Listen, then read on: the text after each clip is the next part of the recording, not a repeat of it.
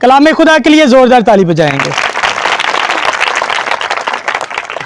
Praise the Lord. खुदावंद यीशु मसीह के जिंदा, जलाली, बबरकत, कदूस और फतेहमंद मुबारक नाम में, वो नाम जो सब नामों से आला है, सब नामों से अजीम, पाक, पवित्र, कवि और बुलंद नाम है, जिसके बारे में मेरी बाइबल कहती है कि वो सुल्तान है। क्या है? सुल्तान है। ना सिर्फ सुल्तान है बल्कि सुल्तानुल सलातीन है, हाकिम कुल और हाकिमुल हाकिमीन है। वो जिसने आसमान को, ज़मीन को और ज़मीन की तमाम तर मखलूक़ात को बनाया है, उस मुबारक नाम के वसीला से मैं आप सबों की सलामती चाहता हूँ। सलाम हल्का है, आप सबों की सलामती चाहता हूँ।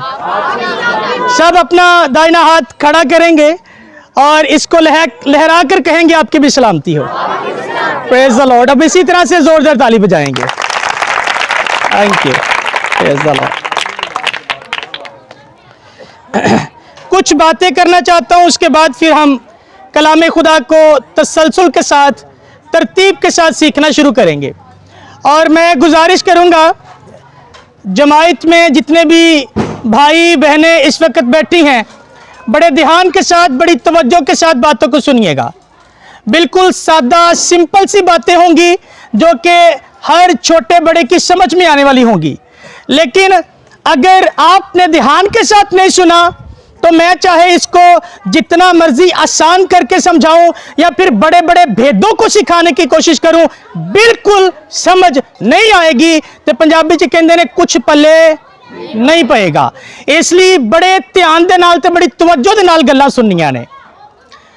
सवाल ये आ कि जदों असीं अपने बच्चे नूं स्कूल भेजने आ ते किस मकसद वास्ते स्कूल भेजने आ? ताकि वो पढ़ेगा, यानी कि पढ़ने के लिए उसे स्कूल भेजते हैं। बहनों के जो हस्बैंड हैं, जो कि उनके शोहर हैं, जब ये ड्यूटीज पे जाते हैं, अपनी नौकरियां ते जाते ने, ते कांदली नौकरी ते जाते ने ताकि पैसा कमा के लाएंगे और उससे घर का गुजर बसर होगा। अब हमें इस बात का इल्म है कि बच्चे को स्कूल इसलिए भेजा जाता है ताकि बच्चा स्कूल में पढ़ेगा। हम अपने घर के सरबराह को ड्यूटी पे इसलिए भेजते हैं ताकि ये कुछ कमा कर लाएगा और घर का बंदोबस्त होगा। अब सिखाना ये चाहता हूं शुरू में ही कि हम जिस भी जगह पे होते हैं और जिस भी जगह पर जाते हैं, वहां पर जाने का या वहां पर किसी को भेजने का एक खास मकसद होता है, एक खास पर्पस होता है। और अगर वो उस पर्पस को, उस मकसद को पूरा ना करे तो फिर फायदा नहीं होता। बच्चा स्कूल जाए और पढ़ के वापस ना आए और साल के बाद फेल हो जाए तो कितना बुरा लगता है। सेम इसी तरह से आज हम इस जगह पर किसी खास मकसद के लिए आए हैं, और वो मकसद क्या है? वो मकसद है शुक्रगुजारी की इबादत, और यहां पर खुदा के कलाम को सुनना, सीखना और इस घराने के लिए सलामती और बरकत की दुआ करना। और अगर हम अपने मकसद को नहीं समझे, अगर हमने अपने मकसद को पूरा नहीं किया, तो मैं नहीं समझता कि कोई फायदा है यहां पे आने का। मैंने हाल ही में पिछले संडे जो है हमारा सरमन था, एक फौतगी हुई मांगा मंडी में, और वहाँ पे सरमन दिया, कलाम सुनाया, और कलाम सुनाने के बाद जैसे कि अभी वीडियो बन रही है, इसको जब हम लोगों ने यूट्यूब पे, फेसबुक पे अपलोड किया तो वहाँ पर नीचे लोगों के कमेंट्स आते हैं कि जी हमें समझ आ रही है पादरी साहब, तुसी बिल्कुल ठीक कह रहे हो। लेकिन एक भाई से, क्योंकि जैसे मैंने अभी सवाल किए, तब भी मैंने सवाल किया था कि सफ़े मातम पर बैठने का, यहाँ पर जमा होने का क्या मकसद है, तो उसके ताल्लुक से हम लोगों ने सीखा था वहां पे। अब कमेंट्स में एक भाई ने कहा कि जी सफ़े मातम पर लोग इसलिए आते हैं ताकि चावल खा सकन। की कर सकन? चावल खा सकन। बेसिकली ये बातें इसलिए करना चाह रहा हूं शुरू में ही, ताकि आप लोगों की तवज्जो जो है, पहली बात तो आपके घर की फिक्रें जो हैं उनसे हट जाए। दूसरी बात, जो यहां पर देग बनी है चावलों वाली उससे भी हट जाए। यानी कि आप थोड़ी देर के लिए सिर्फ इस बात को ज़हन में रखेंगे कि अब मेरी और खुदावंद की गुफ्तगू होने वाली है। मैंने खुदावंद के साथ बातें की प्रस्तुति के जरिए से, क्योंकि जब हम प्रस्तुति करते हैं तो बाइबल के अंदर लिखा है कि उसका तख्त जो है वो उस जगह पर लग जाता है। और मत्ती की अंजील 18वें बाब की 20वीं आयत के अंदर खुदावंद यीशु मसीह की जुबान मुबारक से ये अल्फाज सादिर हुए।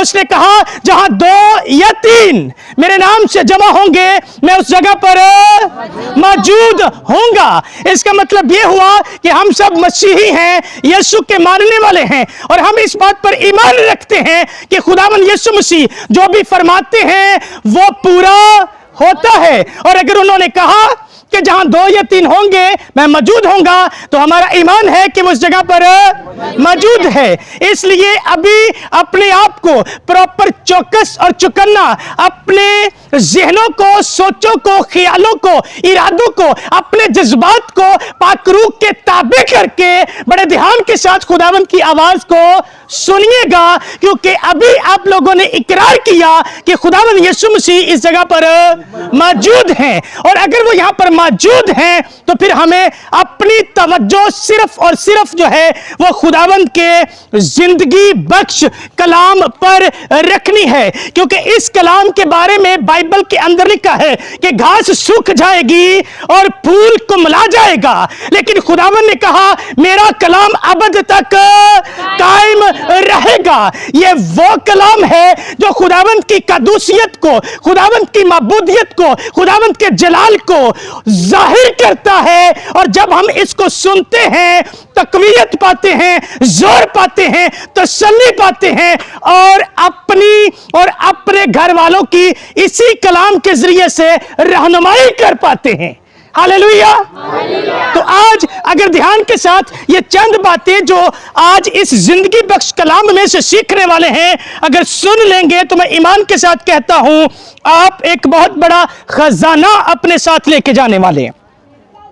तो आइए जल्दी से हमारी मरकजी आयत को पढ़ते हैं और सीखना शुरू करते हैं। मेरे साथ निकालिएगा, जिनके पास बाइबल है मेरे साथ निकालिएगा, फिलिपियों की कलीसिया को पौलुस रसूल का लिखा जाने वाला खत है, उसके 4 बाब की मैं 6 और 7वीं आयत को आप लोगों के सामने पढ़ने जा रहा हूं। बड़े ध्यान के साथ सुनिएगा जी। लेटर ऑफ फिलिपियों का खत है, उसके 4 बाब की 6 और 7वीं आयत को मैं आप लोगों के सामने पढ़ने वाला हूं।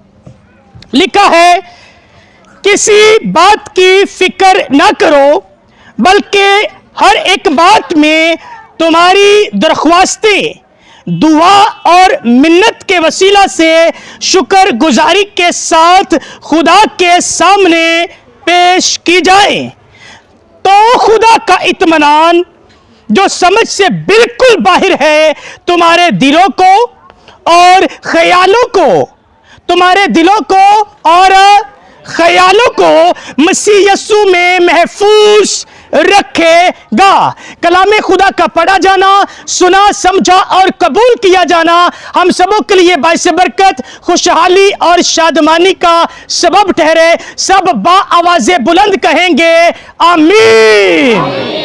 अभी जो मैंने हवाला आप लोगों के सामने पढ़ा है, इसके अंदर एक बात बिल्कुल वाज़े और बिल्कुल साफ तरीके से लिख दी गई कि जब भी हमने दुआ करनी है, जब भी हमने दुआ करनी है तो किसके साथ करनी है? शुक्रगुजारी के साथ करनी है। और जबूर नवीस जो है, जबूर 100 में कहते हैं, जबूर 100 जिसे कहते हैं शुक्रगुजारी का जबूर, वहां पर लिखा है शुक्रगुजारी करते हुए उसके फाटकों में और हमद करते हुए उसकी बारगाहों में दाखिल हो। यानी कि बाइबल का मुताला करते हुए हम इस बात को सीखते हैं, जानते हैं कि खुदावन जो है वो शुक्रगुजारी को पसंद करता है, शुक्रगुजारी को पसंद करता है। आज 2 तरह की शुक्रगुजारी के बारे में मुख्तसर थोड़ा सा मैं आप लोगों के साथ डिस्कस करना चाहता हूं, आप लोगों को सिखाना चाहता हूं।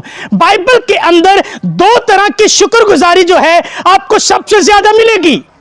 नंबर एक वो शुक्रगुजारी जो कि होंठों के साथ की जाती है, जो कि होंठों के साथ की जाती है, यानी कि बात बात पे हम खुदावंद की शुक्रगुजारी करते हैं। बात बात पे क्या करते हैं?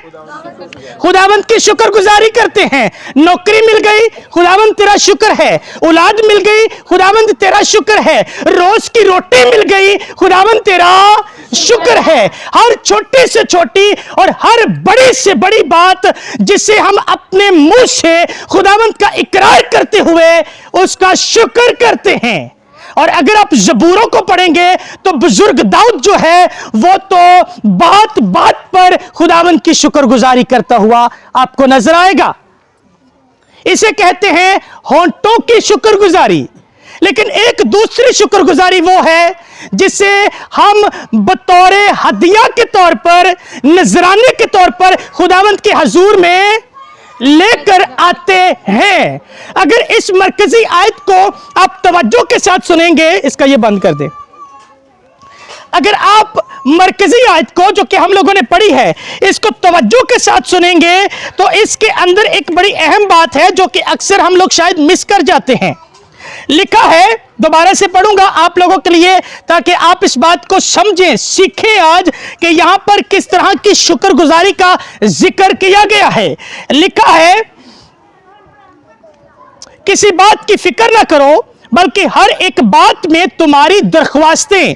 पहला क्या है? तुम्हारी दरख्वास्तें। दरख्वास्तें वो हैं, पटिशंस वो हैं जिन्हें हम खुदावंद के हजूर में बोलकर लेके आते हैं।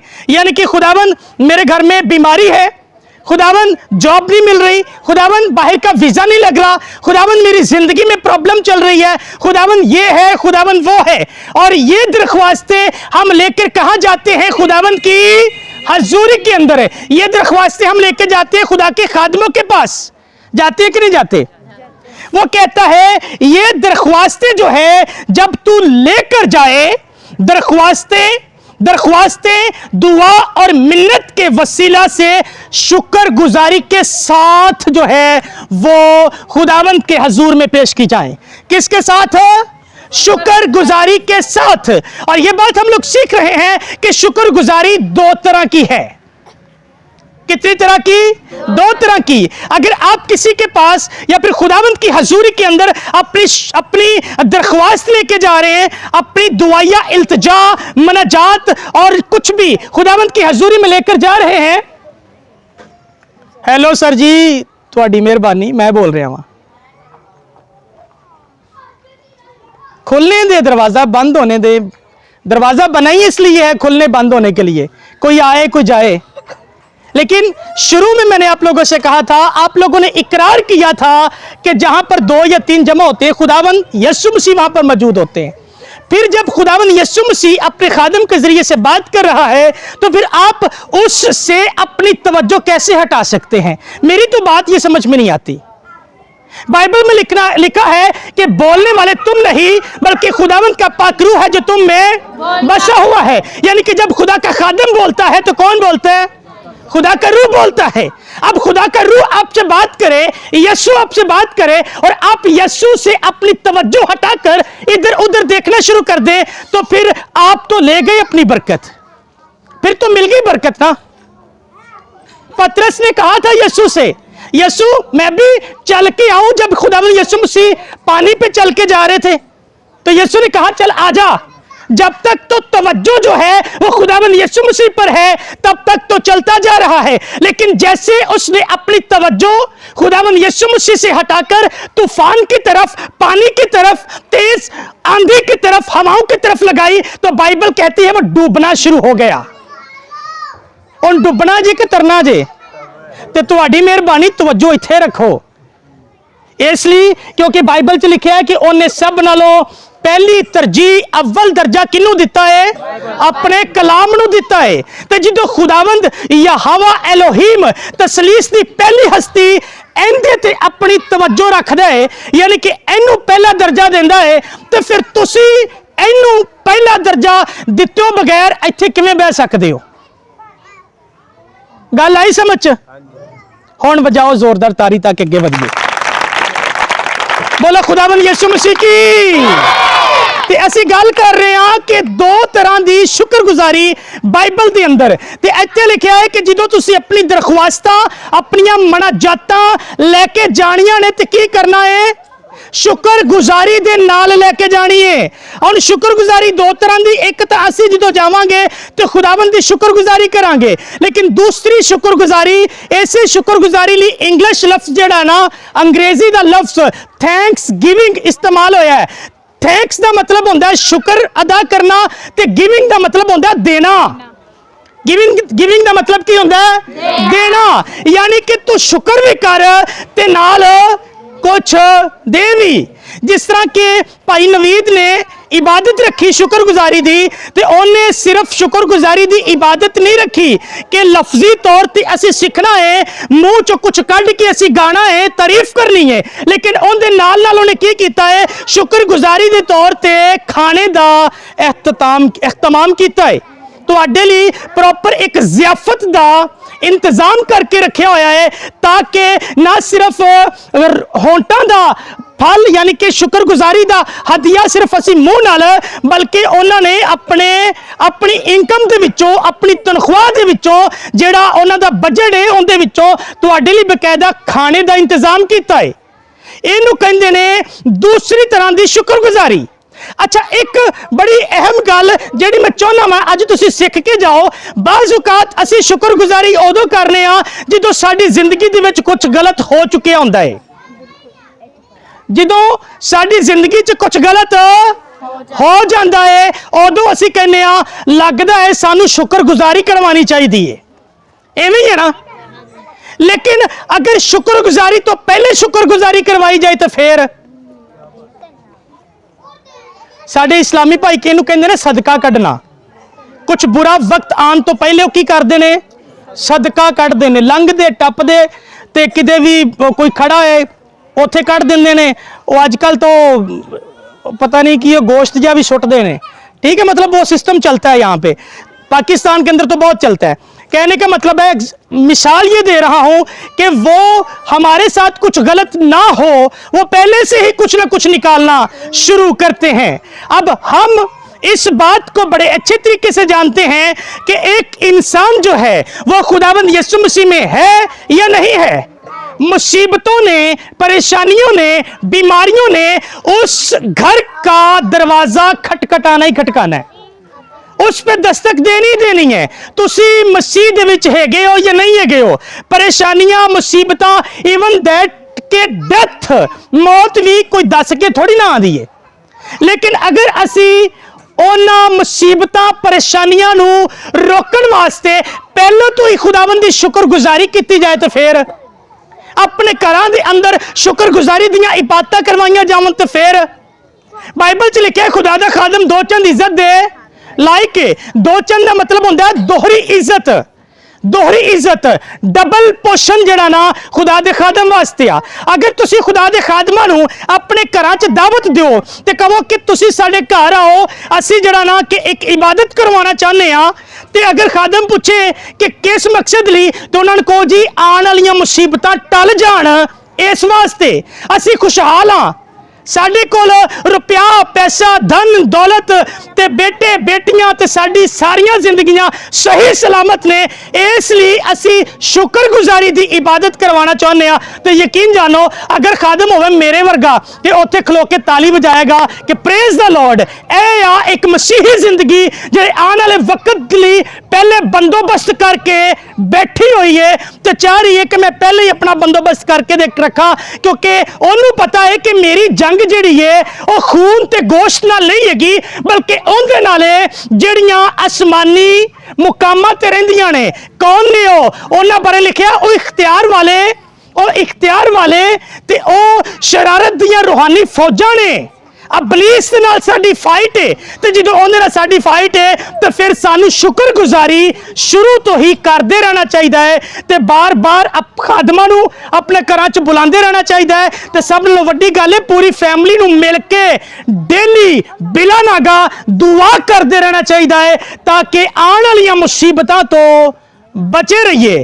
ते जे अगर आ भी जांदियां ने, याकूब दे खत च लिखिया पहले चैप्टर दे विच ही कि आजमाइशां जिहड़ियां ने ना वो साडी बेहतरी वास्ते साडी जिंदगी च आउंदियां ने। ते अगर आ भी जांदी है ते उस आजमाइश दे विच तुसीं खड़े रहो, उहदे लई पहले शुक्रगुजारियां करो ते अपने आप नूं मजबूत करो। खुदावंद जी अगर आजमाइश आ जांदी है ते मैनूं डिग्गन ना दई, मैं हमेशा लई खड़ा रवां, हमेशा ली खड़ा रवा ते तेरी ताजीम करदा रवा।